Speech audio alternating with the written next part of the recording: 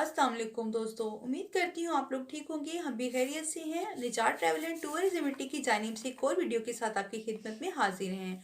उम्मीद करते हैं वीडियो आपको पसंद आएगी। अगर आपको वीडियो पसंद आती है तो हमेशा की तरह हमारी गुजारिश है कि आप हमारे चैनल को सब्सक्राइब कीजिए और लाइक और शेयर भी कीजिए। तो चलिए दोस्तों, वीडियो शुरू करते हैं।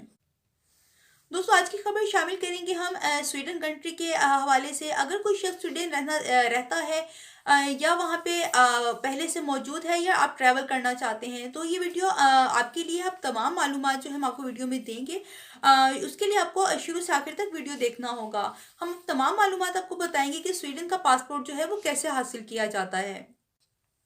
दोस्तों, हम आपको बताएं कि अगर आप स्वीडन जाना चाहते हैं तो आपको सबसे ज़्यादा जो इजीली आपको वीज़ा मिल जाएगा वो स्टूडेंट्स का वीज़ा मिलेगा।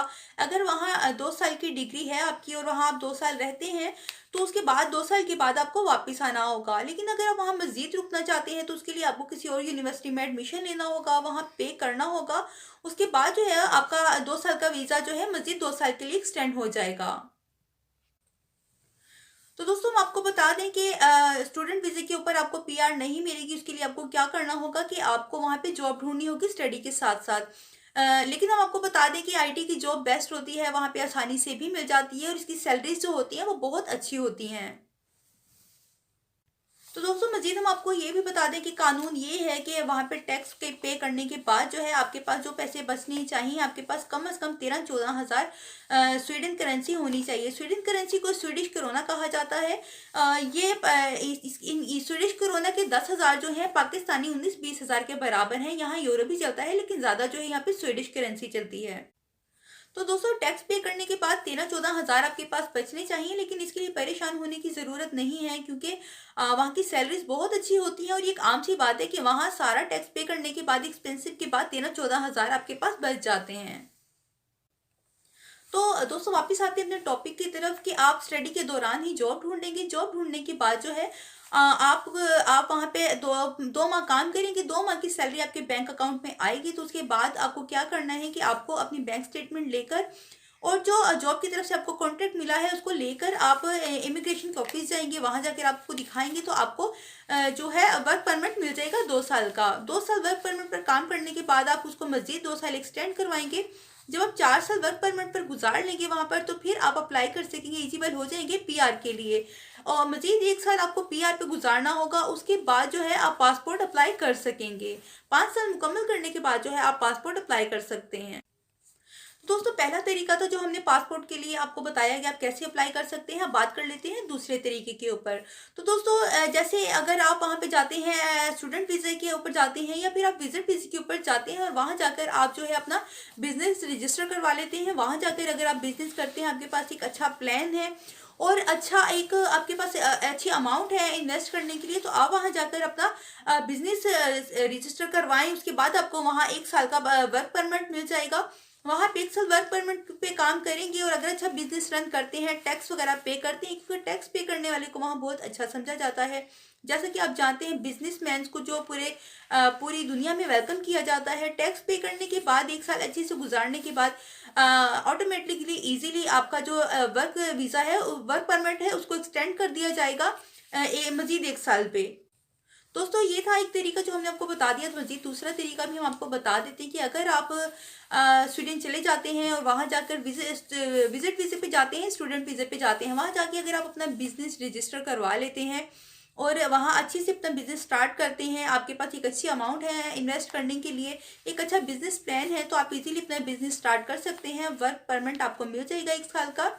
उससे 1 साल के वर्क परमिट पर आप जो है काम करेंगे। मजीद 1 साल अच्छे से काम करने के बाद टैक्स पे करने के बाद जो आपका वर्क परमिट है उसको एक्सटेंड कर दिया जाएगा मजीद 1 साल के लिए। ये 2 साल हो जाएंगे। 2 साल के बाद जो है आप अपनी पीआर अप्लाई कर सकते हैं। अगर आप जॉब करते हैं तो आप 4 साल बाद पीआर अप्लाई कर सकेंगे, लेकिन अगर आप बिजनेस करते हैं तो आप 2 साल बाद ही पीआर अप्लाई कर सकते हैं।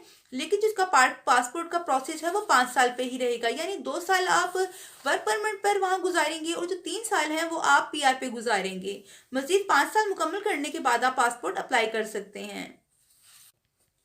दोस्तों मजीद बात करते हैं तीसरे तरीकाकार के ऊपर। तीसरा तरीकाकार है शादी करना, जो तकरीबन कनाडा, अमेरिका, यूरोप के तमाम कंट्रीज, तकरीबन ब्राज़ील, ऑस्ट्रेलिया में जो है सेम ही है जो चलता है। तो शादी करना भी बहुत करने का एक प्रोसेस है। यहाँ पे भी आप शादी करके भी पासपोर्ट जो है हासिल कर सकते हैं, लेकिन ये बहुत ही मुश्किल काम है क्योंकि शादी का जो प्रोसेस है वो निहायत ही आसान है। उसमें कोई मुश्किल नहीं है, परेशानी नहीं है, कोई लंबा प्रोसेस नहीं है, लेकिन शादी के लिए लड़की ढूंढना बहुत मुश्किल काम है। जैसा कि आप जानते हैं कि दो मुख्तलिफ कंट्री, तो मुख्तलिफ लैंग्वेज, मुख्तलिफ फूड, उसके अलावा मुख्तलिफ माहौल, उसको एडजस्ट करना, उसको निभाना बहुत मुश्किल काम होता है। तो इसलिए हम कहेंगे कि शादी करना ज़रा मुश्किल काम होता है, क्योंकि आपको आपके मुताबिक अंडरस्टैंडिंग अगर हो जाती है तो बहुत बेहतर है, क्योंकि शादी हो जाती है फिर आपको पासपोर्ट मिलने में आसानी हो जाती है, लेकिन अंडरस्टैंडिंग नहीं होती तो बहुत मुश्किल काम है। वैसे दोस्तों एक और तरीका भी है, वो है असाइलम का। अगर आप असाइलम के ज़रिए कर सकते हैं तो ये भी एक तरीका है, लेकिन उसके लिए आपके पास आपकी जान को ख़तरा होना चाहिए। अगर आपकी जान को कोई ख़तरा है, खुदा न खास्ता जैसे मजहबी या सियासी या किसी भी किस्म का आपकी जान को कोई ख़तरा है, तो आप असाइलम के लिए अप्लाई कर सकते हैं। लेकिन हम आपको बता दें कि इसके लिए भी आपको प्रूफ देना ज़रूरी होगा। ऐसा नहीं है कि आप जाके वहाँ पे कहेंगे कि हमारी जान को ख़तरा है, हमें असाइलम चाहिए, तो वो आपको असाइलम के लिए ओके कर देंगे। ऐसा नहीं हो गया होगा। तो बेस्ट जो ऑप्शन है वो स्टूडेंट एज अ स्टूडेंट आप जाएं या एज अ बिजनेसमैन जाएं। तो ये दो ऑप्शन जो है ये बेस्ट है, जिस पे आप काम करके जल्दी तरक्की कर सकते हैं, मजीद आगे बढ़ सकते हैं। इसमें आपको किसी भी किस्म की कोई मुश्किल नहीं होगी, कोई परेशानी नहीं होगी, और आपको किसी किस्म का कोई सहारा भी नहीं लेना पड़ेगा। तो दोस्तों ये थी आज की स्वीडन के हवाले से कुछ मालूमात जो हमने आपके साथ शेयर की। यकीनन आपको पसंद आई होंगी। हमेशा की तरह आपसे गुजारिश है कि अगर आप हमारे चैनल पर नए हैं तो प्लीज़ हमारे चैनल को सब्सक्राइब कीजिए। हमारी हौसला अफजाई के लिए हमारी वीडियो को लाइक और शेयर कीजिए। हमारे साथ रहने का बहुत शुक्रिया। अपना बहुत ख्याल रखिएगा। अल्लाह हाफिज़। दोस्तों पहला तरीका था जो हमने पासपोर्ट के लिए आपको बताया कि आप कैसे अप्लाई कर सकते हैं। अब बात कर लेते हैं दूसरे तरीके के ऊपर। तो दोस्तों जैसे अगर आप वहाँ पे जाते हैं, स्टूडेंट वीज़े के ऊपर जाते हैं, या फिर आप विजिट वीज़े के ऊपर जाते हैं और वहाँ जाकर आप जो है अपना बिजनेस रजिस्टर करवा लेते हैं। वहाँ जाकर अगर आप बिजनेस करते हैं, आपके पास एक अच्छा प्लान है और अच्छा एक आपके पास अच्छी अमाउंट है इन्वेस्ट करने के लिए, तो आप वहाँ जाकर अपना बिजनेस रजिस्टर करवाएं। उसके बाद आपको वहाँ 1 साल का वर्क परमिट मिल जाएगा। वहाँ पे 1 साल वर्क परमिट पे काम करेंगे और अगर अच्छा बिजनेस रन करते हैं, टैक्स वगैरह पे करते हैं, क्योंकि टैक्स पे करने वाले को वहाँ बहुत अच्छा समझा जाता है। जैसा कि आप जानते हैं बिजनेसमैन को जो पूरी दुनिया में वेलकम किया जाता है। टैक्स पे करने के बाद 1 साल अच्छे से गुजारने के बाद ऑटोमेटिकली इजीली आपका जो वर्क वीज़ा है, वर्क परमिट है, उसको एक्सटेंड कर दिया जाएगा मजीद 1 साल पे। दोस्तों ये था एक तरीका जो हमने आपको बता दिया। तो मजीद दूसरा तरीका भी हम आपको बता देते हैं कि अगर आप स्वीडन चले जाते हैं और वहाँ जाकर विजिट वीज़े पे जाते हैं, स्टूडेंट वीज़े पे जाते हैं, वहाँ जाके अगर आप अपना बिजनेस रजिस्टर करवा लेते हैं और वहाँ अच्छे से अपना बिजनेस स्टार्ट करते हैं, आपके पास एक अच्छी अमाउंट है इन्वेस्ट करने के लिए, एक अच्छा बिजनेस प्लान है, तो आप इजीली अपना बिजनेस स्टार्ट कर सकते हैं। वर्क परमिट आपको मिल जाएगा 1 साल का।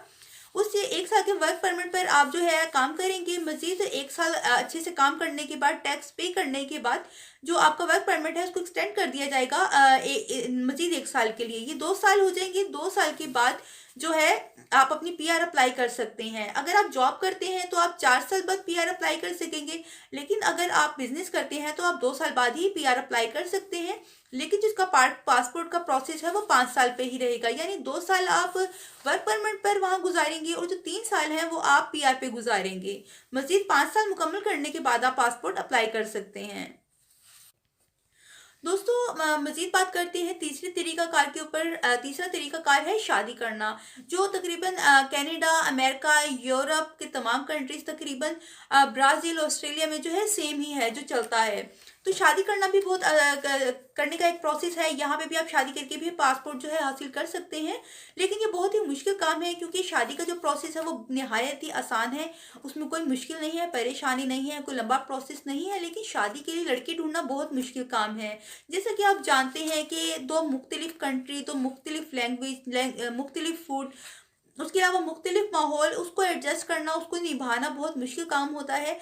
तो इसलिए हम कहेंगे कि शादी करना ज़रा मुश्किल काम होता है, क्योंकि आपको आपके मुताबिक अंडरस्टैंडिंग अगर हो जाती है तो बहुत बेहतर है, क्योंकि शादी हो जाती है फिर आपको पासपोर्ट मिलने में आसानी हो जाती है, लेकिन अंडरस्टैंडिंग नहीं होती तो बहुत मुश्किल काम है।